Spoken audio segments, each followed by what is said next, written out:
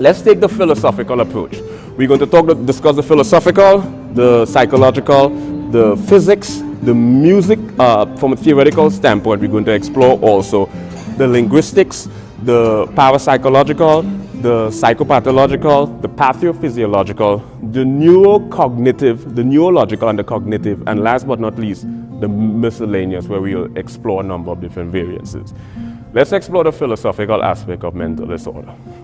Let's talk about solipsism. Solipsism is one of those philosophical ideology that is predicated around the idea of only the mind that exists, and all external stimuli is predicated on some sort of mirrored projection, some sort of mirrored manifestation of projection, or some sort of imagination of some degree. Then you have the idea of intersubjectivity phenomenology. But before we get into intersubjectivity phenomenology, let's explore specifically different sorts of solipsism. One aspect of solipsism says that only the mind exists and other minds cease to exist, which is one of the flaws of solipsism.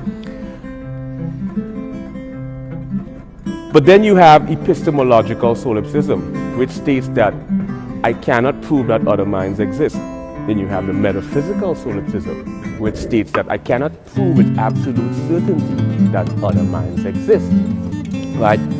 During manic episode, bipolar cases tend to adapt or integrate a sort of solipsistic sort of ideology, where their perception of reality become a sort of figment of their imagination, sort of predicated on the merits of the Alice in Wonderland syndrome, where she tumbled down this rabbit hole and she went into La La Land. But their philosophical ideology is not so much